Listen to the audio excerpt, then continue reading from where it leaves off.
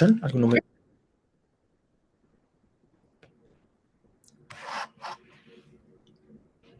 Sí, Juan, todo bien. Sí, Juanda, sí se escucha. Perfecto. Bueno, buenas noches a todos, espero que se encuentren muy bien.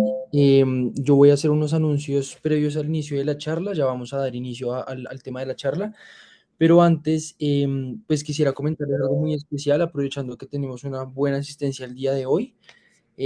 Tengo el gusto de confirmarles que vamos a lograr tener nuestro primer simposio académico en medicina de emergencias, organizado por el grupo de interés de la Universidad de Mayo.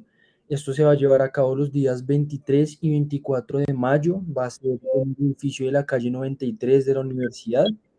Vamos a contar con un primer día de charlas académicas donde van a estar dictadas todas por especialistas en medicina de emergencias con una amplia experiencia en el tema.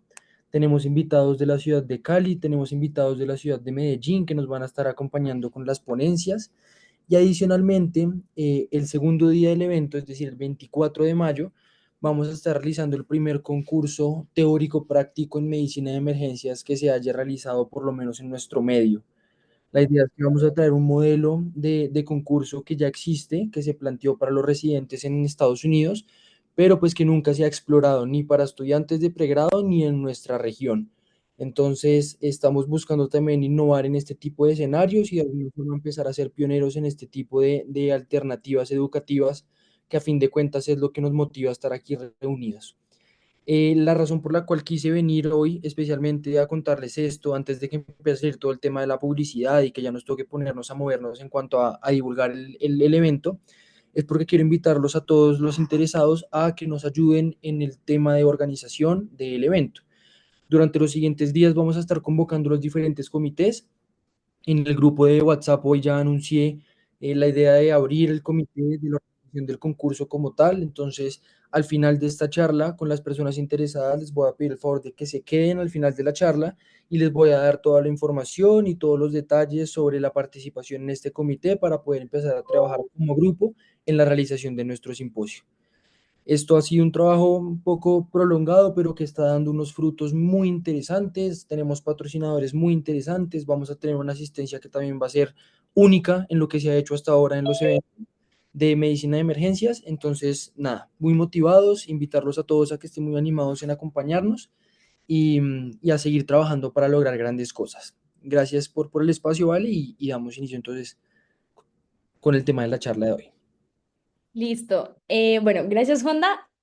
Bueno, como ya todos aquí saben, ya terminamos nuestro módulo de toxicología, que fue el primer módulo que tuvimos para este semestre académico. Y ahora vamos a iniciar con nuestro módulo de urgencias oncológicas. El día de hoy vamos a iniciar con el tema de síndrome de lisis tumoral e hipercalcemia maligna, que este tema va a estar a cargo de Sebastián Parra, él es miembro de la mesa directiva del grupo de interés, y Alfonso Vargas, que también es miembro activo del grupo. Todo esto bajo la tutoría de la doctora Lisi, ella es pues médica, es emergencia, o sea, residente de medicina de emergencias de cuarto año, que muchas gracias, ya nos lleva acompañando pues ya varios años en el grupo de interés con todos sus apoyos. Entonces, pues, no siendo más, si quieren los expositores ya pueden proyectar y dar inicio a la charla. Perfecto. Hola, buenas noches. Y un segundo ya comparto.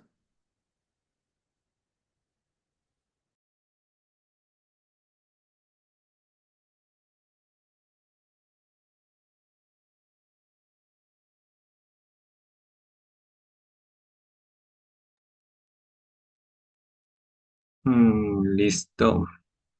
¿Ahí me escuchan bien? ¿Se escuchan bien? ¿Ven la presentación? Sí, Sí, sí. Sí se ve. Listo, perfecto. Entonces, buenas noches a todos. Nos presentamos. Mi nombre es Sebastián Parra y junto con mi compañero Alfonso Vargas y bajo la tutoría de la doctora Alicia Chaverra, pues les venimos a presentar el síndrome de lisis tumoral e hipercalcemia maligna. Este es un tema, pues digamos, bastante importante, pues en lo que refiere al tratamiento de pacientes oncológicos y pues realmente es muy extenso como se llegarán a imaginar.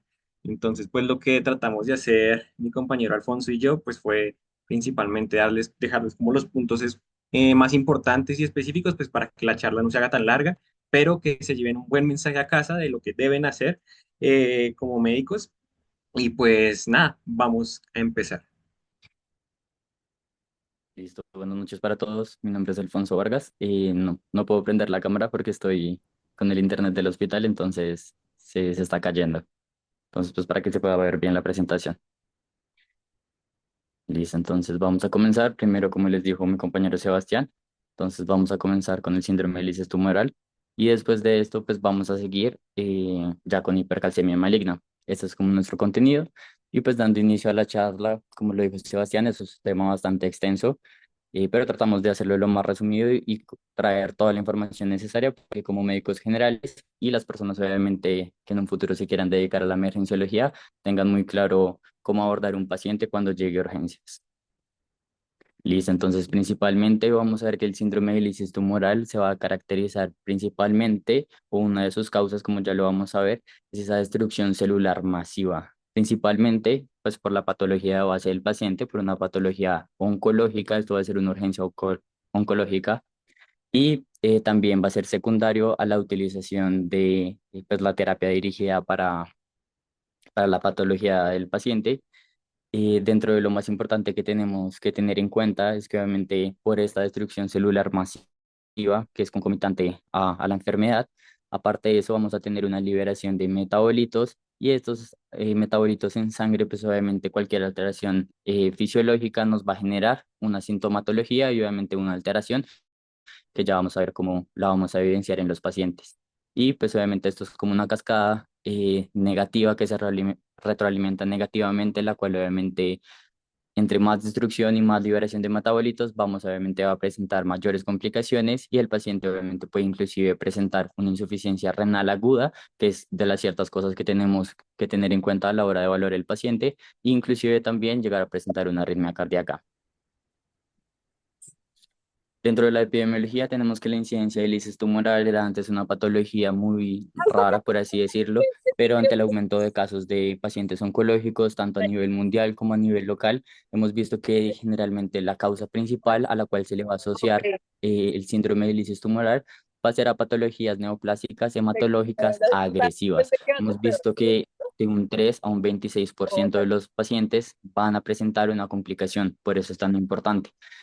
También vemos que dentro de datos epidemiológicos, estudios, eh, estudios de metaanálisis han analizado obviamente la comparación entre distintos estudios a nivel tanto en Estados Unidos, generalmente aquí en Latinoamérica no hay tanta información documentada, pero lo que nos dicen los estudios es que ha habido un aumento desde el 2010 al 2013 de un 16 a un 23%, es la información más actual que se tiene. Y generalmente se le va a asociar que el cáncer o el tipo de cáncer que generalmente va a presentar mayormente esta complicación va a ser la leucemia linfocítica crónica. Y también vamos a tener a los linfomas no Hodgkin, que estos va a ser un 4.4% de presentar, siendo los más comunes leucemia de Burkitt y leucemia Burkitt en estadio avanzado. También vemos que se va a distribuir no solo a estos tumores, no solo a estas neoplasias, sino a tumores sólidos, que antes era muy raro. Hoy en día vemos que un 17% va a ser pacientes con hepatocarcinoma, un 13% pacientes con tumores de pulmón, generalmente de células pequeñas, y un 10% pacientes con melanoma. También como vimos el inicio de estas terapias citotóxicas y generalmente como son dirigidas específicamente, que obviamente ayudan a controlar la patología de base, también se ha asociado pues obviamente como complicación que pueden generar el síndrome de lisis tumoral. Generalmente, y lo que se documenta en la literatura es que el venetoclax hoy en día es el que más genera esta complicación, pero sin excluir obviamente otras terapias dirigidas como lo puede ser el albacidib y la carfilzomib. Aparte de eso, pues también pacientes en quimioterapia con estos medicamentos como citarabina, daunorubicina y metotrexate también pueden llegar a presentar esta complicación. Vamos a tener unos factores de riesgo muy importantes a tener en cuenta y estos va a ser el tipo de tumor, como ya lo vimos, el volumen del tumor, porque obviamente esto va a influir y generalmente va a estar asociado a un mayor riesgo si el tumor tiene una masa tumoral mayor a 500 gramos o un tamaño mayor a 10 centímetros. Aparte de eso, también es muy importante si el paciente de base, antes obviamente de su diagnóstico de alguna neoplasia, tenía algún compromiso renal, porque obviamente se va a ver mayormente afectado todo paciente que venga con una patología de base.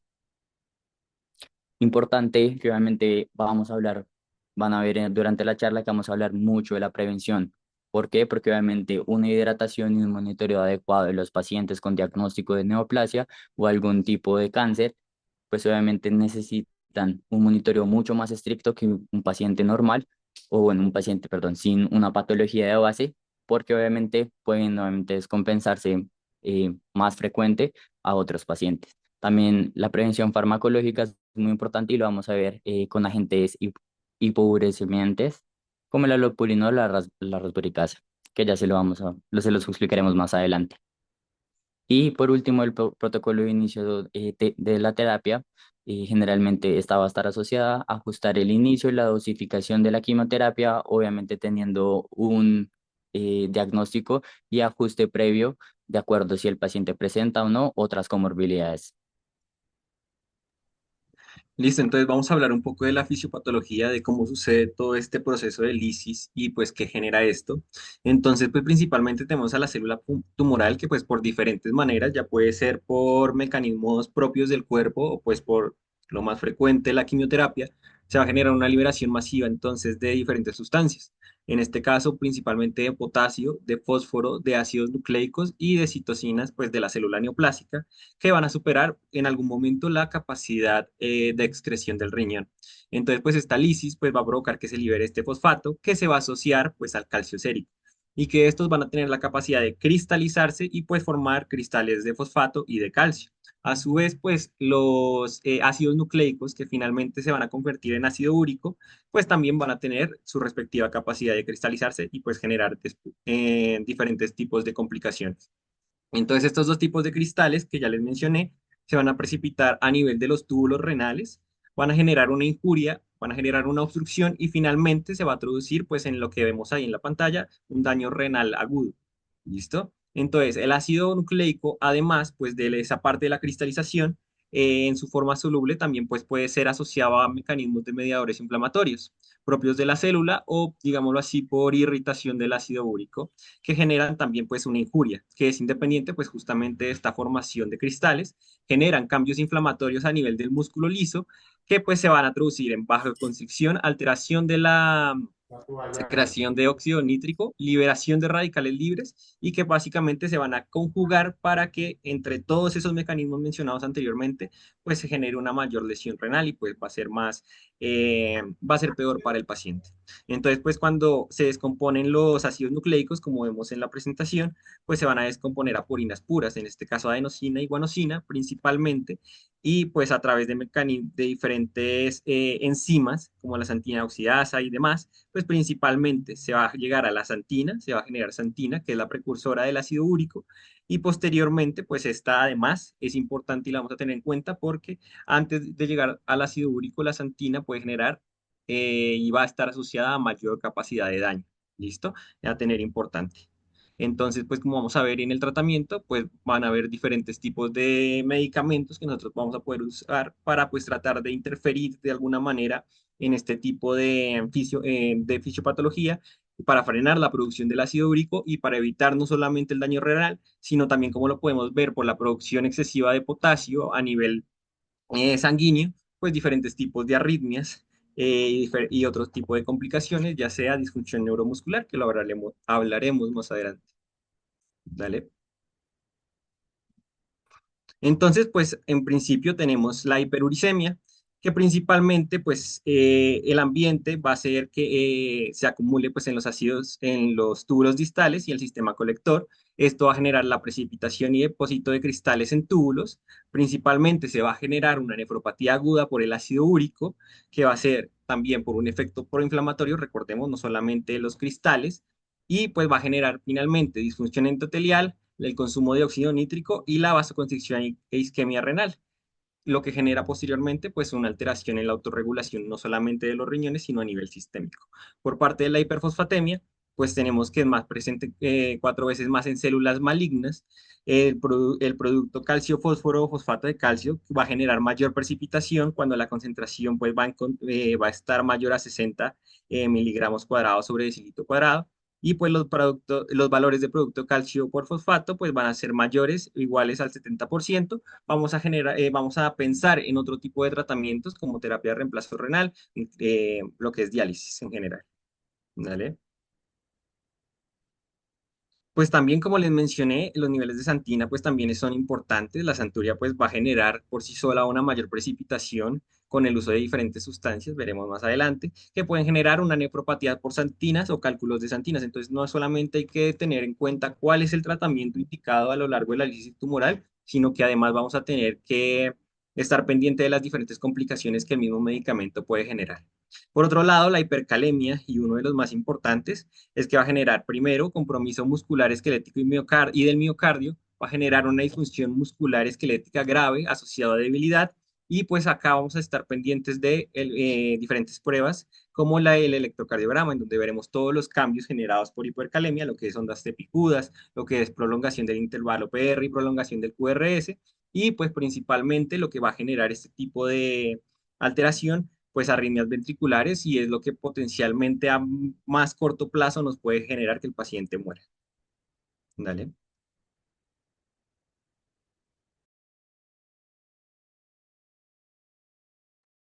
Listo, entonces vamos a continuar con el diagnóstico. El diagnóstico principalmente lo vamos a hacer con los criterios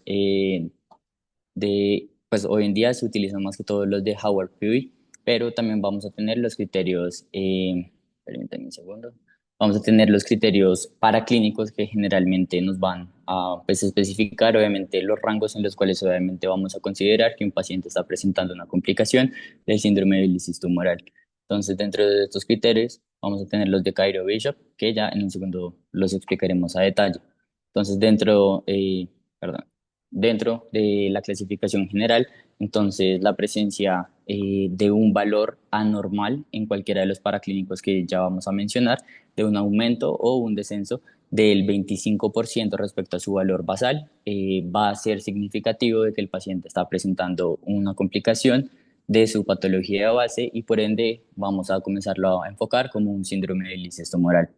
Para tener en cuenta es que estos pacientes generalmente para el diagnóstico paraclínico vamos a requerir dos de estas cuatro alteraciones de los valores de los paraclínicos que les voy a mostrar en 24 horas o relacionado a la quimioterapia después de 3 hasta 7 días después, perdón, 3 días antes o hasta 7 días después de la aplicación o del uso de la quimioterapia o de la terapia dirigida en estos pacientes pueden presentar estas alteraciones.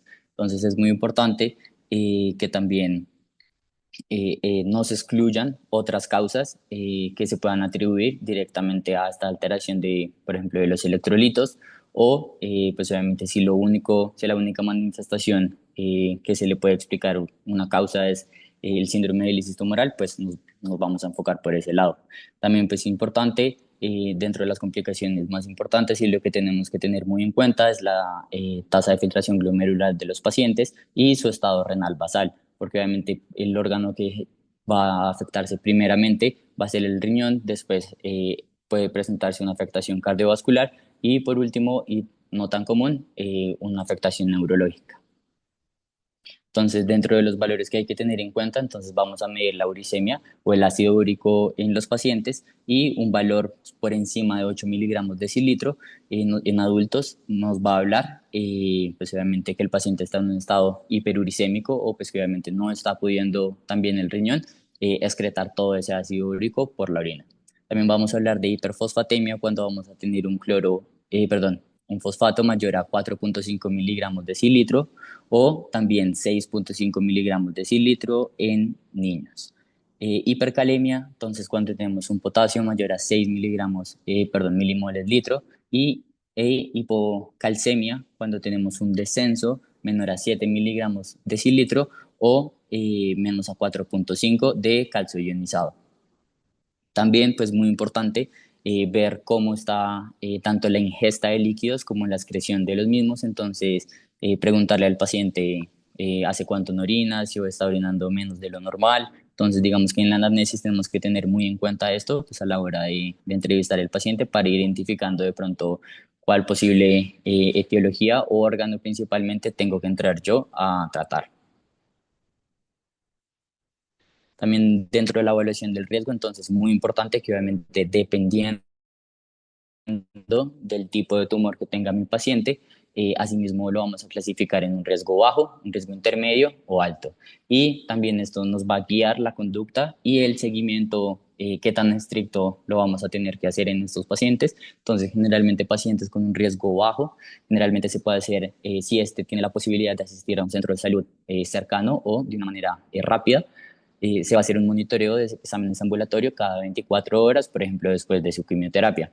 Pero si tenemos un paciente que por su tipo de tumor tiene un riesgo intermedio, un riesgo alto, generalmente el riesgo intermedio lo vamos a tener que hospitalizar para llevar un control pues mucho más estricto y que obviamente no se nos vaya a descompensar el paciente cada 12 horas, y si ya tenemos un riesgo alto lo vamos a monitorizar cada 6 horas. Esto es una tabla que obviamente especifica lo mismo y los tipos obviamente de tumor que van a estar asociados a un riesgo bajo. Generalmente lo que les decía, los tumores sólidos son menos frecuentes que presenten obviamente una complicación de síndrome de lisis tumoral, pero igual hay que tenerlos en cuenta. Y generalmente entonces las leucemias o leucemia linfocítica o los tumores de Burkitt también hay que tenerlos en cuenta para alto riesgo de que obviamente puedan presentar una alteración. Esto es un esquema en el cual obviamente pues, se los dejaba mucho más sistematizado para que obviamente puedan seguir el paso a paso que puede presentar, qué profiláctico le puedo dar a mi paciente o un paciente con bajo riesgo intermedio o un riesgo alto que debo tener en cuenta. Bueno, ahora vamos a hablar de las medidas preventivas porque pues realmente esta es la parte, digamos, más importante y la que pues queremos que se lleven a casa porque pues tenemos que identificar correctamente al paciente oncológico, tenemos que hacerle las medidas terapéuticas con respecto pues a la patología que tiene, a ese cáncer, esa malignidad. Y posteriormente, pues realmente mientras se trata, evitar este tipo de complicación, que es lo que es la lisis tumoral. ¿Listo? Entonces, pues ya teniendo la evaluación de riesgo explicada por mi compañero y clasificándolo en riesgo bajo, intermedio y alto, pues digamos que nuestra terapia va a caracterizarse pues por tres, digámoslo así, eh, cosas, pilares bastante importantes. Monitorización del paciente, la hidratación, la administración de líquidos y pues la administración de medicamentos llamados pues alopurinol por un lado, por ejemplo rasburicasa por el otro, que ya hablaremos un poco más adelante de su mecanismo de acción y cuándo usarlos, y que pues dependiendo del riesgo que se tenga en el paciente, pues se va a hacer de una u otra manera. Entonces, pues con respecto al riesgo bajo, pues realmente entonces empezamos con una monitorización, con una hidratación y pues realmente podríamos emplearnos la posibilidad de usar alopurinol o no. En el riesgo intermedio, lo mismo, vamos a continuar con esa monitorización, tal vez un poco más intensa con respecto al riesgo bajo. Vamos a administrar líquidos endovenosos, vamos a administrar alopurinol de 200 a 400 miligramos por metro cuadrado al día y repartidos en 1 a 3 tomas, máximo 800 miligramos día. ¿Listo? Y el inicio se va a dar 24 a 48 horas antes. ¿Listo? Y en riesgo alto, lo mismo, monitorizar líquidos endovenosos. Y pues acá se puede plantear el uso concomitante entre alopurinol y rasburicasa porque veremos que aunque los dos tienen un mecanismo de acción diferente, actúan para complementarse y pues nos ayudan a asegurar un poco más que el tratamiento sea más efectivo y que sea en el menor tiempo posible para que pues justamente el paciente no tenga este riesgo de complicaciones dadas por la lisis tumoral. ¿Dale? Entonces, claro, que vamos a prevenir. Entonces, como ya hablamos anteriormente, vamos a evitar la hipoperfusión renal generada pues por esas cristalizaciones de ácido úrico. Vamos a evitar pues que haya arritmias cardíacas generadas principalmente por la acumulación de pues, este potasio y asociado a la hipocalcemia producida por el fósforo. Y vamos a pues también evitar una alteración en la función neuromuscular, lo que es alteraciones pues justamente por la hipocalcemia que pueden generar diferentes trastornos, ya sea en la movilidad, rigidez y otro tipo de sintomatología. ¿Vale? Entonces, esta es una...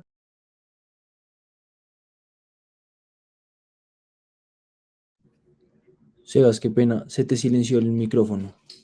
Ay, perdón. Ya. Ya. ¿Me escuchan ahí? Listo. Entonces, este cuadro, pues principalmente nos muestra el paso a paso de cómo debería ser esta prevención en este tipo de pacientes. Entonces, paso uno, estratificamos el riesgo del paciente, ya lo hablamos, ¿listo? Esto a partir del tamaño del tumor, del tipo de quimioterapia instaurada, ¿listo? Y pues principalmente si el paciente tiene otros factores de riesgo, si tiene oliguria, si tiene comorbilidades, si ya tiene el paciente una nefropatía instaurada, una cardiopatía instaurada. Y a partir de esto, pues implementamos paso 2 y paso 3, que básicamente van a ser medidas ya dirigidas a los trastornos que hablamos: hipercalcemia, hiperfosfatemia, hipocalcemia, hiperfosfatemia, hiperuricemia y demás. ¿Listo? Entonces, las medidas básicas: vamos a tener un control de gasto urinario, vamos a tener un control del peso diario, monitoreo cardíaco continuo y vamos a tener pues un continuo seguimiento con laboratorios. Y el tiempo de seguimiento pues depende de la evolución y la respuesta clínica del paciente, principalmente si pasa de alto riesgo a mediano o bajo riesgo, si por el contrario pues vemos que no tiene una respuesta apropiada. ¿Vale? Entonces, pues podemos tener en cuenta la alcalinización de la orina, inhibidores de anhidrasa carbónica o bicarbonato versus solución salina. Pues realmente la evidencia, porque estos son los dos tipos de sustancias que más se emplean, digámoslo así, no hay diferencias. Digamos que se pueden usar una u otra y nos puede ayudar pues como medidas preventivas. Dale. Entonces, la prevención de la lesión renal aguda principalmente se va a basar en 5 pilares: reposición y expansión intensiva de volumen y el tratamiento de los electrolitos que ya hablamos que pueden generar complicaciones. Dale.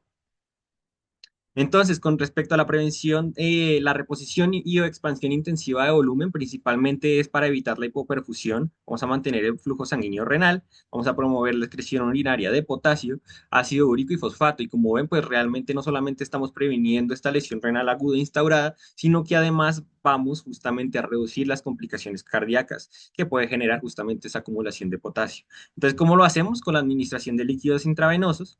Administramos el doble de los requerimientos habituales de líquidos de mantenimiento. Vamos a generar esta inducción 24 a 48 horas antes de la terapia de inducción. Y la diuresis, pues en niños va a ser de 3 a 5 mililitros kilogramo hora y en adultos 80 a 100 mililitros por metro cuadrado hora. Esto es importante porque no solamente vamos a evitar, digámoslo así, la precipitación por la acumulación de estos electrolitos, sino que adicionalmente aseguramos un correcto volumen en los pacientes, porque pacientes que están deshidratados o que tienen un menor volumen, digamos, de líquidos, pues justamente a menor volumen, mayor concentración de electrolítica y pues mayor probabilidad de precipitación a nivel renal. ¿Listo? También tener en cuenta, pues, pacientes que tengan enfermedades renales de base, cardiovasculares subyacentes, edad avanzada, porque estos pacientes, pues, generalmente cuentan ya con una sobrecarga de volumen y una insuficiencia cardíaca, entonces hay que tener tal vez un mayor cuidado con esa administración de líquidos. Adicionalmente, tenemos que tener en cuenta diferentes síntomas, por ejemplo, o signos, si el paciente tiene liguria, pues porque esto ya no solamente nos puede indicar que el paciente tiene un compromiso renal asociado netamente a la lisis tumoral, sino que puede tener otro tipo de complicaciones, nos ayuda a hacer un diferencial y nos ayuda a establecer un mejor manejo, pues mucho más dirigido. Dale. Entonces, este cuadro, esta gráfica va más asociada a la hiperpotasemia de aquellos pacientes con comorbilidades en donde pueden tener suplementos de potasio, IECA, ORA2, AINES, inhibidores directos de renina, antagonistas de la aldosterona y diuréticos ahorradores de potasio, que principalmente van a fomentar lo que pues no queremos, que es que se aumenten esos niveles de potasio ya asociados a que probablemente tienen riesgo de presentar lisis tumoral.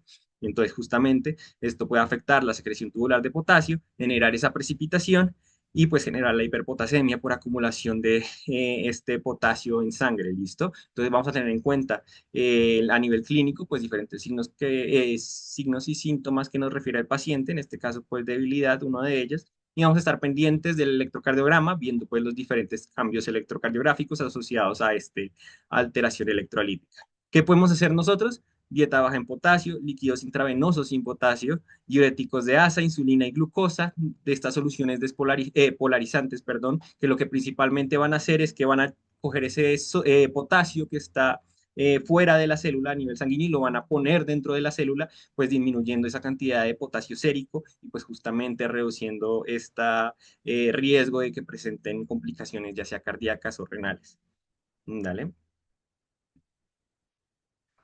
Hablando de la hiporfosfatemia y de la hipocalcemia, pues realmente la terapia dirigida o el tratamiento que podemos hacer, pues realmente es parecido a lo que hablamos del potasio. Vamos a hacer tanto dieta baja en fosfato, evitar administración intravenosa de calcio en el caso de hipocalcemia, gelantes de fósforo orales en el caso de hiperfosfatemia, diuresis forzada, generalmente se usa la furosemida, precipitación de fosfato de calcio, porque pues realmente si generamos una administración intravenosa de calcio e importante esto, pues realmente esto puede generar daño renal. Entonces, ¿a quién le tratamos la hipocalcemia? Principalmente a los pacientes que son sintomáticos por la hipocalcemia. Si no tienen sintomatología asociada, realmente no se trata de este tipo de alteración electrolítica. Entonces, pues acá también tener en cuenta que se deben monitorizar los niveles de calcio ionizado y principalmente esto tenerlo muy en cuenta en pacientes con hipoalbuminemia, porque como sabemos el calcio se puede venir transportado con la albúmina y a veces en los resultados de laboratorio pueden, digamos, enmascarar los niveles reales de calcio, haciendo que unos niveles de calcio que ya de por sí se vean bajos, lo que en realidad está pasando es que realmente están más bajos de lo normal. Entonces, pues esto va a ser mucho más peligroso para el paciente. Dale. Y pues con respecto a la hiperuricemia, que es uno de los puntos más importantes de este tipo de complicación, pues vamos a ver que, como ya lo mencionamos anteriormente dentro de la fisiopatología, pues lo que vamos a buscar es justamente o prevenir la formación de ácido úrico o prevenir directamente o pues eliminar directamente el ácido úrico existente. Y para eso tenemos el alopurinol y la rasburicasa. Dale. Acá les dejamos una tabla donde principalmente nos muestra que dependiendo de la categoría y el riesgo del tumor, tamaño y demás, pues qué tipo de medicamento vamos a poder usar, antihiperuricémico, listo, alopurinol o rasburicasa, y pues realmente a qué dosis, pero pues eso ya lo explicaremos un poco más adelante.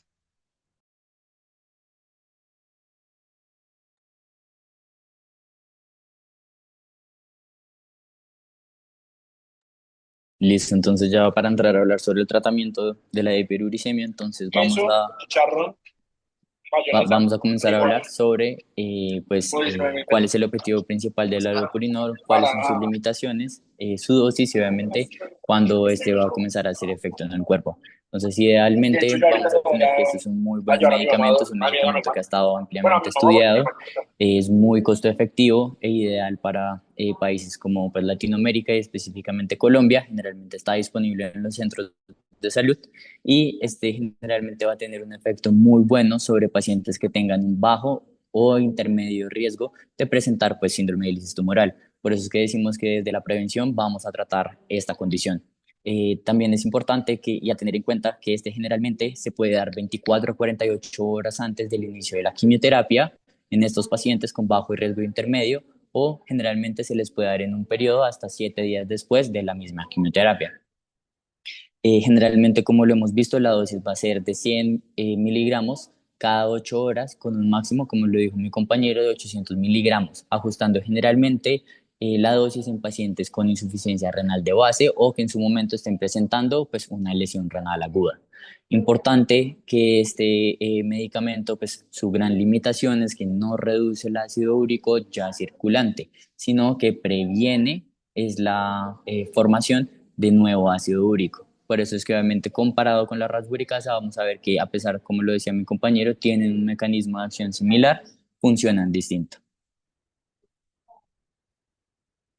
Dentro de las consideraciones importantes y que se lleven es que obviamente no es tan bueno para tratar esa hiperuricemia ya establecida, sino como lo hemos mencionado, para prevenirla. Y dentro de la complicación que puede generar es que puede precipitar obviamente esos cristales en el túbulo renal y así en dosis muy altas y así complicar mucho más la filtración del paciente en ese momento. También es muy importante, bueno, eso era lo que les quería mencionar. Ya de la Raspberry Casa, entonces vamos a ver que este generalmente tiene un comienzo, una acción mucho más rápida. Generalmente lo vamos a utilizar y vamos a ver un efecto dentro de las primeras 4 horas en los niveles de ácido úrico en el paciente, como vamos a ver el descenso de la misma y pues una mejoría clínica en el paciente. Y generalmente este va a estar específicamente usada para pacientes de alto riesgo. ¿Cuál es su ventaja? Como lo he dicho, entonces permite corregir esa hiperuricemia, tanto la preexistente como prevenir la formación de sus cristales a nivel renal. Y la dosis de esta va a ser de 0,2 miligramos kilo día y se tiene que administrar en una infusión durante 30 minutos, cada 30 minutos. ¿Cuál es el problema de este medicamento? Una limitación en el uso del mismo y es que es muy costoso. Entonces, vamos obviamente a ver que va a estar mucho más limitado en ciertos centros de salud, en Latinoamérica y Colombia específicamente, pero las guías nos dicen, bueno, si no tiene la posibilidad de estar dándoselo cada 30 minutos o bueno, no tiene tanta disponibilidad del medicamento, lo que puede hacer es una sola dosis o dosis fija de 3 a 6 miligramos en adultos y va a mostrar el mismo beneficio y vamos a tener pues, obviamente la misma mejoría clínica del paciente. También este se puede dar hasta entre 3 a 7 días antes del inicio y después de la administración de la quimioterapia. Entonces, también tener en cuenta que una de las contraindicaciones literalmente principales de este medicamento es si el paciente presenta una deficiencia de la glucosa 6-fosfato deshidrogenasa debido al alto riesgo de presentar hemólisis y metaglobinemia. También, entonces, como ya lo vimos en pacientes con alto riesgo, va a ser el ideal y nos va a ayudar demasiado. Y generalmente lo único que mencionan es a la hora de recoger las muestras para llevar el seguimiento y el control paraclínico de los pacientes, es que a la hora de recoger la muestra, esta debe ser enfriada o mantenerla en hielo, debido a que si no se mantiene a bajas temperaturas, el medicamento va a seguir actuando en sangre, inclusive después de retirada la sangre del cuerpo, y pues va a falsear las pruebas. Entonces, tener muy en cuenta esto. Entonces, ya por último, dos estudios grandes comparaban la efectividad en el mismo tiempo, cuál era la diferencia a utilizar en los pacientes rasburicasa versus allopurinol, y lo que se pudo evidenciar y lo que ellos lograron identificar en el estudio es que la rasburicasa va a presentar una efectividad del 86 hasta el 88% en las primeras 4 horas pues este ácido úrico en sangre, comparado con nuevamente una reducción nada más de un 12% del allopurinol en el mismo periodo de tiempo. Entonces, sí vemos que obviamente hay una diferencia en su impacto, pero no nos limita la conducta o no nos impide actuar frente obviamente a un paciente con lisis tumoral. Entonces, ¿cómo se han podido dar cuenta? Pues realmente tratando pues justamente o evitando de alguna manera la lesión del daño renal, pues ya estamos previniendo pues justamente las complicaciones cardíacas e irritabilidad muscular. Esta parte pues justamente para decirles cómo ya lo hicimos. Entonces, limitamos la ingesta de potasio y fósforo durante el periodo de riesgo del que el paciente presente síndrome de lisis tumoral.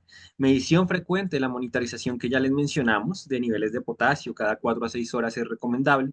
Monitorización cardíaca continua a través del electrocardiograma, y pues realmente se pueden realizar otro tipo de tratamientos, pero pues son un poco menos usados, por ejemplo el poliestireno sulfonato de sodio en pacientes con síndrome de lisis tumoral y lesión renal aguda. Importante tener en cuenta eso. Se puede generar hemodiálisis y hemofiltración para eliminar pues eficazmente el potasio, y pues justamente las soluciones polarizantes que ya lo mencioné, como glucosa e insulina más metagonistas, pues justamente que van a disminuir ese potasio sérico y pues lo van a llevar a nivel intracelular. Y pues adicionalmente pues tener un adecuado control de niveles de fósforo sérico, pues justamente, y tratar únicamente a los pacientes con hipocalcemia sintomática. Dale. Esta es una tabla donde principalmente se resume lo que es el tratamiento profiláctico a través de los pilares que ya les dijimos, monitorización, hidratación y pues el tratamiento de alteraciones electrolíticas. ¿Cuándo se va a suspender esta prevención que justamente estamos implementando? Pues principalmente cuando finalicemos el tratamiento dirigido a esa enfermedad, ese tratamiento pues al paciente oncológico, ¿cierto?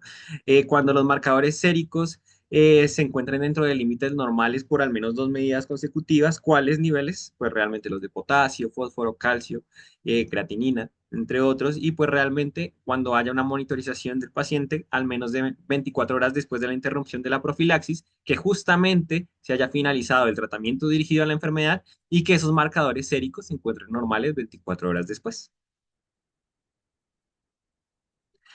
Pero entonces, pues justamente tenemos que plantearnos, listo, a todo lo posible va a ser enfocado pues justamente a prevenir el síndrome de lisis tumoral, pero pues desafortunadamente tenemos que plantearnos el escenario en donde pues justamente se instaura este síndrome de lisis tumoral.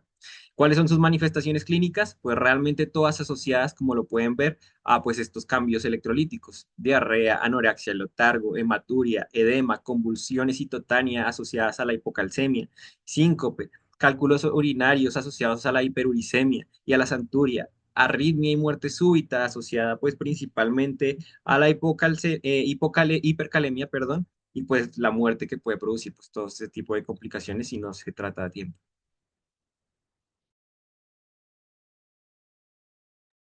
Listo, entonces lo hemos venido hablando, muy importante la hidratación agresiva en el paciente, tener nada más en cuenta y vigilar, obviamente, esto es un trabajo en conjunto y pedirle pues al equipo de enfermería que estén midiendo la diuresis del paciente, este debe estar haciendo por lo menos o manteniendo una diuresis de 1 a 2 mililitros kilogramo hora, lo cual obviamente nos va a ayudar a la filtración y también a la excreción de ese ácido úrico y fosfato en sangre. Idealmente, como lo hemos visto, se puede dar supresión o complemento con líquidos y generalmente va a estar especificado en 2 a 3 mililitros día. También muy importante lo que hemos dicho, vigilancia, estar monitorizando al paciente, hacerle un electro al ingreso, monitorear su presión, frecuencia y saturación.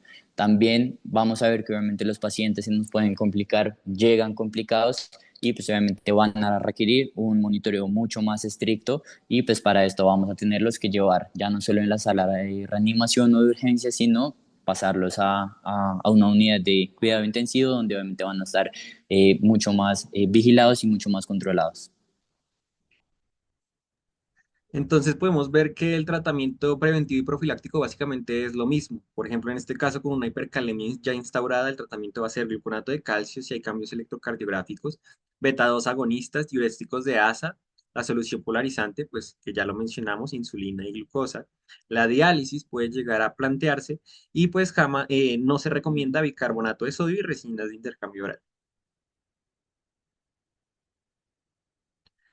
Para la hiperfosfatemia, pues principalmente, pues tener en cuenta que se encuentra en niveles mayores a 6,5 miligramos sobre decilitro para tratar presencia de síntomas, si es sintomático, pues generar una restricción de la dieta y aporte de líquidos, quelantes de fósforo y plantear terapia de reemplazo renal. Y con la hipocalcemia, evitar la reposición del calcio hasta controlar el fósforo, solamente tratarlo si el paciente está sintomático, no solamente guiarnos por las pruebas de laboratorio y pues justamente tratar pues las diferentes complicaciones que puede tener asociadas a arritmias, paro cardíaco, convulsiones y pues se puede usar gluconato de calcio, 1 gramo intravenoso cada 8 horas durante 24 horas. Un-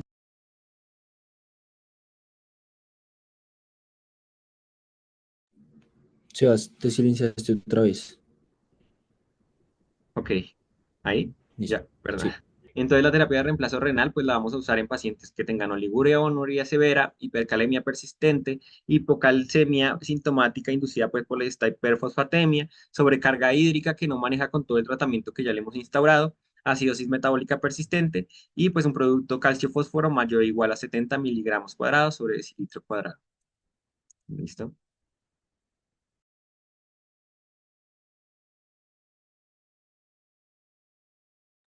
Listo, entonces ahora vamos a hablar de hipercalcemia maligna. También es una complicación en los pacientes con alguna neoplasia de base y obviamente tener muy en cuenta en el servicio de urgencias, generalmente estas van a estar asociadas a complicaciones de tumores malignos como lo pueden ser el cáncer de pulmón, el cáncer de mama, de riñón y el mieloma múltiple. Esta se va a caracterizar pues, por niveles elevados de calcio, generalmente debido a la producción de proteínas relacionadas con la hormona paratiroidea o metástasis óseas, que ya lo vamos a ver en la fisiopatología. Tener en cuenta que obviamente podemos hacer dos mediciones de este calcio, tanto sérico como un calcio ionizado. El calcio sérico va a ser mayor, pues con el paciente con hipercalcemia va a tener un calcio mayor a 10 miligramos de cilitro y un calcio ionizado con mayor a 5,6. Muy en cuenta que el 30% de los pacientes oncológicos pueden presentar hipercalcemia maligna. Y pues lamentablemente hay una medida de supervivencia después de que un paciente presenta una hipercalcemia maligna de 25 a 52 días después del evento, generalmente fallecen estos pacientes, por lo cual obviamente nos habla de un muy mal pronóstico. Entonces, hablando de la fisiopatología, pues realmente hay que tener en cuenta que los mecanismos de producción en contexto de neoplasias o malignidad, en este caso, va a estar dado por cuatro mecanismos fundamentales: hiperparatiroidismo humoral y mecanismos osteolíticos locales que van a rodear pues lo que es el 90-95% pues de las causas, ¿listo? De este tipo de complicación. Y pues realmente tener en cuenta que estudios recientes pues realmente han demostrado otros mecanismos humorales presentes, pero por esto el péptido relacionado con la paratormona solamente se va a encontrar elevado, según los estudios, en 32 al 38 aproximadamente por ciento de los pacientes. Sin embargo, pues esta mediación de esta condición pues realmente va a ser principalmente humoral. Otras condiciones, como pues realmente los que son mediados por la producción excesiva de 1,25 hidroxivitamina D o pues el hiperparatiroidismo ectópico, van a ser responsables solamente del 1% de esta condición, de esta complicación. Toca tener presente pues además que este tipo de condiciones o de mecanismos pues puede presentarse simultáneamente y que incluso, pues según los estudios, se ha visto que el 6 al 21% de los pacientes con cáncer, pues tenían hiperparatiroidismo benigno concomitante. Entonces, pues realmente hay que tener un gran nivel de sospecha y alerta para identificar, pues estos posibles mecanismos, estas posibles causas de la hipercalcemia maligna que vamos a tratar, pues para justamente para generar un tratamiento mucho más eficaz. En cuanto a la fisiopatología ya como tal, pues realmente los tumores sólidos que son mediados por un mecanismo humoral, lo que ocurre pues realmente es una secreción sistémica de moléculas.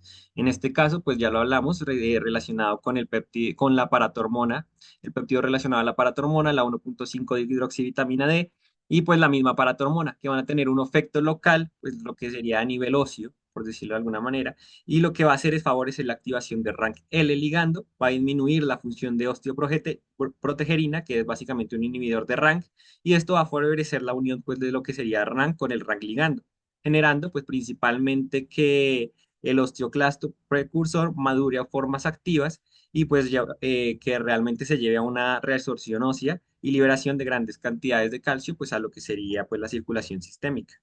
¿Listo? Y con respecto al mecanismo osteolítico, que es el segundo responsable de esta condición, pues realmente se sabe que hay que tumores sólidos, como pues de mama o de pulmón o incluso mieloma múltiple, que van a generar metástasis en el hueso y pues que son capaces de producir, pues digamos, alguna cantidad de péptidos relacionado con la paratromona y pues sin embargo van a generar factores osteolíticos que van a ser capaces de generar este mismo mecanismo de nuevamente la activación de RANK ligando, inhibición de osteoprotegerina, activación de osteoclasto y pues van a generar una situación local donde va a haber otra vez mayor reabsorción ósea, mayor liberación de calcio y pues esto es un círculo vicioso porque pues realmente van a inducir formación de moléculas que van a generar mayor proliferación del tumor, mayor metástasis y pues justamente mayor riesgo de hipercalcemia.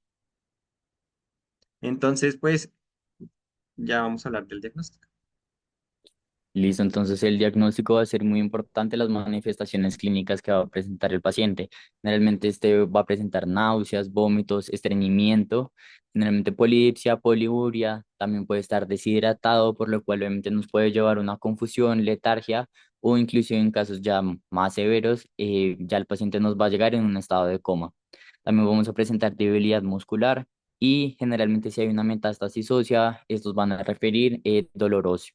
También podemos presentar arritmias cardíacas por esa hipercalcemia severa que vamos a presentar, afectando no solo la membrana, sino los potenciales de acción en la misma membrana, lo cual obviamente nos puede llevar a esas arritmias cardíacas. Entonces, también importante que el diagnóstico lo vamos a hacer con paraclínicos, idealmente con el calcio sérico, bueno, el calcio ionizado. También vamos a medir el fósforo, generalmente este va a estar normal o bajo, a diferencia como lo vimos en el síndrome de lisis tumoral, donde este va a estar elevado. También vamos a monitorear la hormona, la hormona paratiroidea, y esta generalmente va a estar baja o indetectable dependiendo pues la complicación o el compromiso a nivel pues de la misma hormona.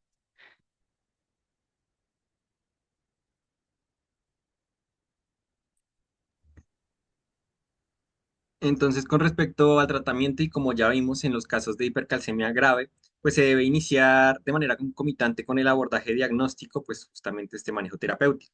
Entonces, los pilares van a ser la corrección del volumen, el tratamiento eficaz para la causa neoplásica subyacente y la instauración de una terapia hipercalcémica. Dale. Entonces, pues en estos casos el enfoque diagnóstico y terapéutico realmente se va a basar en en valores absolutos de calcio, y esto sobre todo para identificar pues a pacientes que ya tuvieron una elevación rápida anteriormente, principalmente, y pues como ya vimos, pues justamente estos pacientes pues van a tener mayor riesgo para presentar diferentes tipos de desenlaces adversos. Realmente, pues lo que se va a buscar es hacer una corrección adecuada también con los niveles de albúmina e identificar pues pacientes con sintomatología grave, pues realmente su condición va a determinar el tratamiento más oportuno que se debe realizar y adicionalmente si debemos o no generar pues una monitorización un poco más juiciosa en la unidad de cuidado intensivo.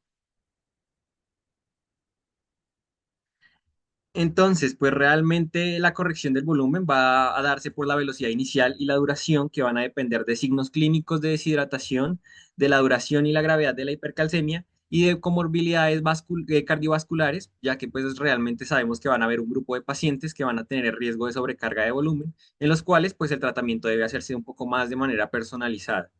También tener en cuenta que la sola hidratación tiene la capacidad de reducir pues niveles séricos de calcio de 1 a 2 miligramos por decilitro y pues realmente que es importante recordar que esta terapia es transitoria, por lo cual pues se debe hacer el tratamiento concomitante con otro tipo de terapias y va a ser fundamental esto para la monitorización del gasto urinario en este tipo de pacientes. Entonces, dale.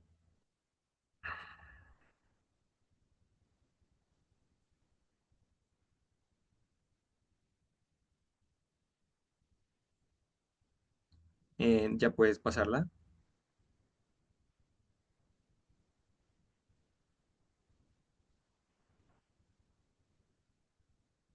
Hola. ¿Ahí me escuchan? Ah, bueno, perfecto. Listo. Entonces, con respecto al uso de... Pasaste uno. No, pasaste. Te saltaste como tres.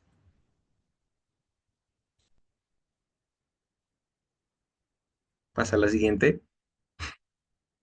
Listo, entonces con respecto al uso de diuréticos, pues realmente que se usan de forma frecuente, hay que tener presente que pues realmente no hay ningún estudio y ninguna evidencia acerca del beneficio de los mismos. Pues realmente hay una serie de casos, pues digámoslo así, que recogieron pues en esta revisión que están viendo en pantalla, que incluye 9 series pues de casos en donde pues lo único evidenciado fue que la dosis del diurético pues realmente que se emplean son muy variables y que pues definitivamente el diurético de elección cuando se usa, por ejemplo, en este caso la furosemida, pues realmente han tenido tiempos de respuesta retardados. Entonces, pues no se deberían usar, excepto pues si estos pacientes tienen esa sobrecarga de volumen. Además, pues puede causar pues diferentes trastornos electrolíticos de ser usado pues de manera incorrecta, que pues lo que van a hacer es justamente empeorar la condición del paciente. Entonces acá les mostramos una tabla donde pues muestran las series de casos que realmente pues fueron muy pequeñas, con un número muy pequeño de pacientes y pues con dosis de furosemida completamente variables y con tiempo de respuestas variados, que era lo que les estaba mencionando. Dale. Entonces, con respecto al tratamiento o inhibición de la resorción ósea, se deben emplear agentes antirretroactivos potentes. En este caso vamos a tener tres, los bifosfonatos, el denosumab y la calcitonina. Entonces, tener en cuenta que los bifosfonatos, pues realmente van a tener una función y es que interfieren con la prenilación de proteínas, van a ayudar a inhibir la función de los osteoclastos al inducir la apoptosis. En estos casos se normaliza transitoriamente los niveles de calcio de 60-90% de los pacientes, pero hay que tener en cuenta los predictores de resistencia y recurrencia. En este caso, niveles más altos de pues realmente la paratormona circulante y tumores de pulmón y del tracto respiratorio superior que pues, pueden ser causados. Aquí vemos pues realmente las dosis que se emplean en el cuadro que está a mano izquierda y pues tener en cuenta que ese ácido solendrónico pues que se puede emplear hasta que las tasas de depuración estén por debajo de 30%. Cuando se encuentren debajo del 30% se va a emplear pues el ácido ibandrónico. Dale. Con respecto al denosumab, pues este se va a usar cuando no tenemos buena respuesta con los bifosfonatos. Realmente, pues la dosis que se emplea es de 100 miligramos de manera subcutánea. Pues realmente el denosumab es un anticuerpo monoclonal humano, se va a unir a Ranquele, va a evitar su unión, pues realmente al factor nuclear en osteoclastos y va a promover pues la inhibición de su formación, diferenciación, activación y funcionamiento de estos ya que en estos casos por su uso va a generar una normalización de niveles de calcio hasta el 70% de los pacientes y pues comparado con el salendronato, sobre todo como tratamiento preventivo, ha demostrado que retrasa el tiempo del primer evento, pues digamos por la hipercalcemia maligna, y va a generar una mayor probabilidad de reducir el riesgo de recurrencia. ¿Listo? Con respecto a la calcitonina, pues realmente tiene unos niveles mucho más rápidos de efectividad comparados con bifosfonatos o denosumab. Es una hormona peptídica secretada por células parafoliculares de glándulas tiroides. Van a inhibir la actividad de los osteoclastos, van a promover la excreción renal de calcio y pues realmente van a generar la reducción de calcio en 1 miligramo por decilitro. Su dosis generalmente es de 4 unidades por kilogramo y se va a dar intramuscular o subcutáneo cada 8 a 12 horas, perdón. Esto es importante porque haciendo pues diferentes tipos de averiguaciones a nivel institucional en Colombia, en la mayoría de instituciones pues lo que hay es calcitonina en spray nasal, que pues realmente no tiene ningún papel ni ninguna indicación y ni evidencia en el papel de tratamiento de hipercalcemia maligna. Tener en cuenta que la duración del efecto es de 48 a 96 horas y pues que te puede generar un tipo de complicaciones como la taquifilaxia. Finalmente, pues queríamos mostrarles un énfasis en los glucocorticoides, pues porque pues, realmente se pueden utilizar, pero en escenarios particulares. La primera es que en producción excesiva de 1,25 hidroxivitamina D en diferentes tipos de linfomas. Y la otra es una situación excepcional de elevaciones simultáneas de la PTH y la 1,5 hidroxivitamina D con respecto a completa el tratamiento pues antirresortivo. Pues realmente no hay ensayos clínicos que pues realmente validen bien su uso. Su dosis pues realmente es variable y el tipo de glucocorticoide que se puede usar también es variable. Y pues realmente hay que tener en cuenta que justamente se usan solamente en riesgos, en situaciones excepcionales porque tienen muchos riesgos. El primero, pues es que el medicamento ya por sí solo ayuda como agente quimioterapéutico y puede producir lisis de células tumorales y pues por lo cual, por lo que hemos visto, pues va a favorecer justamente esos efectos secundarios y nos puede generar síndrome de lisis tumoral. Entonces, pues justamente importante limitar su uso. Otras opciones, pues realmente tenemos la diálisis, en donde pues lo podemos usar en lesión renal aguda y en hipercalcemia grave, ¿listo? Cuando hay el tratamiento pues ha sido resistente, el tratamiento que anteriormente suministrado, y pues si el sinasalcet, que es un calcimimético, pues también se puede usar, pero pues realmente son opciones, digamos, de último uso, por decirlo de alguna manera. Listo, entonces por último hemos visto que obviamente estas son patologías mucho más frecuentes en el servicio de urgencias y generalmente a estos pacientes hay que hacerles un manejo en sus paraclínicos y un seguimiento mucho más estricto, tanto en controles como desde el mismo diagnóstico y en las terapias dirigidas o en las quimioterapias en las cuales se les va a llevar a cabo al paciente. Muy importante que este enfoque del paciente debe ser hacia la etiología y pues obviamente descartar complicaciones como lo hemos visto a lo largo de la charla. También pues debido pues que obviamente estos pacientes suelen llegar muy complicados, tener en cuenta que requieren un monitoreo mucho más estricto, más allá de tenerlos en la sala de urgencias, pasarlos a una unidad de cuidado intensivo para un monitoreo estricto. Y pues muy importante, ya en pacientes con un compromiso renal muy avanzado, lo hemos visto, el rol de la diálisis va a ser fundamental. Es un manejo multidisciplinario, el abordaje debe realizarse con la evidencia que les dijimos, con los datos, con las medidas y las dosis para cada paciente. También, pues muy importante que pues la etiología nos va a llevar a una clínica, nos hace sospechar en un diagnóstico y ya vimos cómo tratarla. Entonces, esperamos que les haya quedado muy clara. Estas fueron nuestras referencias y pues agradecemos también a la doctora Lizy Chavarra por su asesoría y pues todo el apoyo.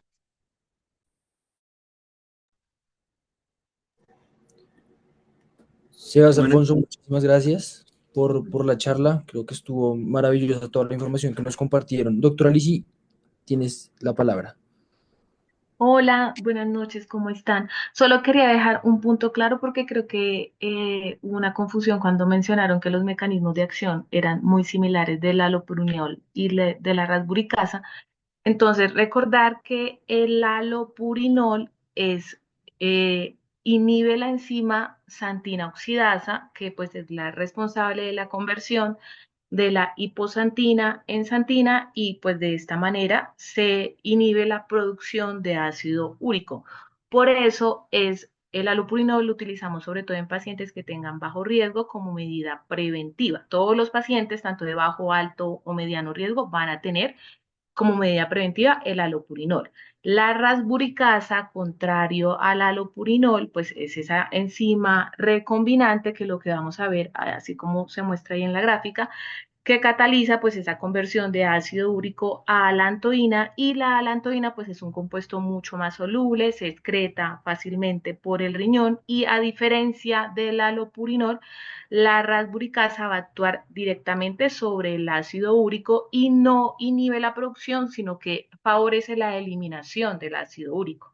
Esa es la gran diferencia de los dos. Por eso es que se prefiere la rasburicasa como medida terapéutica en pacientes con síndromes de lisis tumorales agudos. Ya si tienen una enfermedad renal establecida y que esa enfermedad renal crónica sea estadio 4 o 5, pues no vamos a utilizar ninguna de las dos, sino que nos vamos a ir directamente a terapia de reemplazo renal. Quería dejarles como ese punto claro. ¿Listo? Pero de resto todo estuvo muy bien, los pelados súper juiciosos, los felicito. Muy bien. Súper, doctora, muchas gracias por esa aclaración. Bueno, nos dejo abierto igualmente en este momento el espacio para preguntas. Si alguien tiene alguna pregunta, puede levantar la mano y se le da la palabra, o en su defecto dejarla en el chat.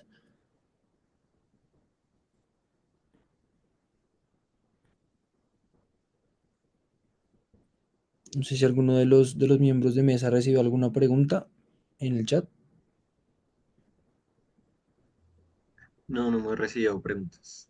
Nada, listo. Yo tampoco tengo preguntas por ahora y creo que no hay ninguna mano levantada en el momento. Entonces, bueno. Sebas y Alfonso, muchísimas gracias por la charla. De verdad estuvo maravillosa, pues toda la información que nos compartieron estuvo muy completo y creo que va a ser bastante nutritivo todo este módulo, iniciando pues con esta charla que definitivamente son temas a los que nos estamos expuestos todo el tiempo. Doctora Lisi, gracias por su acompañamiento, por seguir apoyándonos en este proyecto académico y pues por apoyarnos en la realización de las charlas también. Un gusto que estés por acá. Gracias, Juan, con gusto. Siendo así, podemos dar por finalizada la charla del día de hoy. Muchas gracias a todos los asistentes. Si quieren, podemos dejar de grabar, porfa. Y vamos a pasar entonces a la parte de lo del simposio que les comenté al inicio. Los que estén interesados se pueden quedar, los que no, pues ya pueden retirarse de la reunión sin ningún problema. Ya la